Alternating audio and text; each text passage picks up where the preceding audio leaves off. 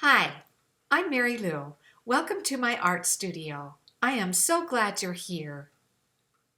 On this session, I'm going to paint this small spoon. Can you see it better up here? That I made out of low-fire clay.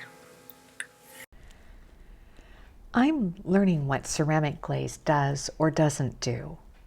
Right now, I'm working with Underglazes on simple hand-built ceramic pieces, like this low-fire clay spoon. I'm craving a more hands-on experience with the clay building process and want to experiment with a wider range of surface decoration techniques.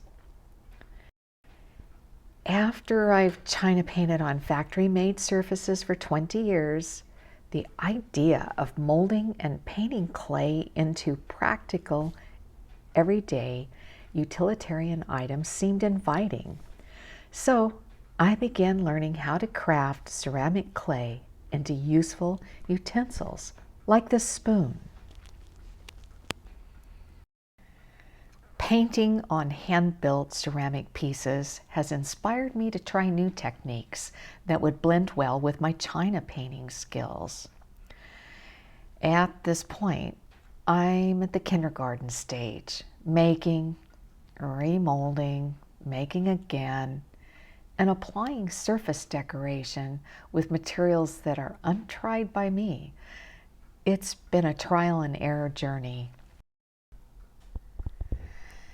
After several challenging glazing experiences that were unsuccessful, it seemed like a good idea to take things back a notch and practice painting simple surface designs with underglazes, like these forget-me-nots, and then expand on those ideas later after gaining experience. Learning to keep the artwork simple was an aha moment.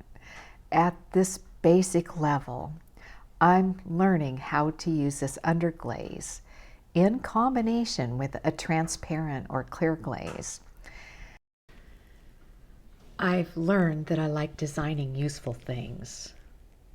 It's rewarding to create items that are less likely to end up in the trash and polluting our precious planet.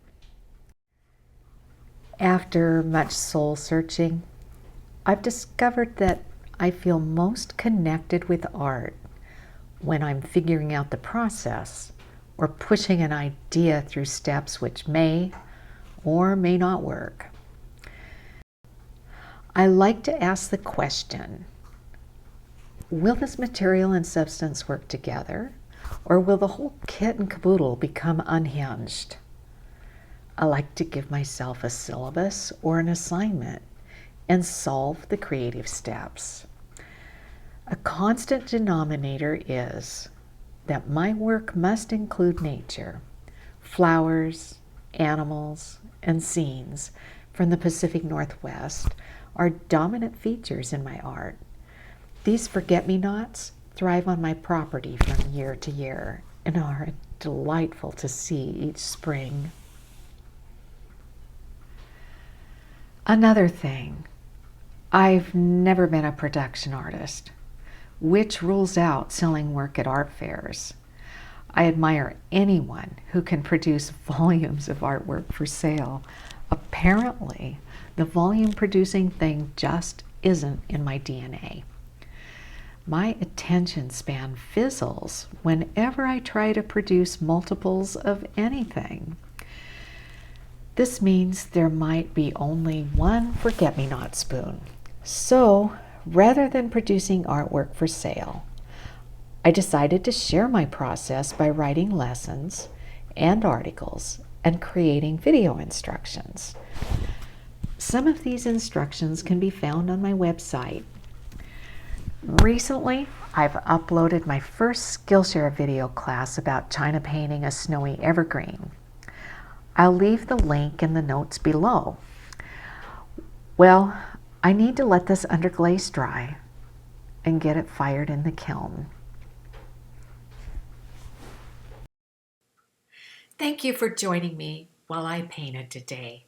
I'll see you in the next episode.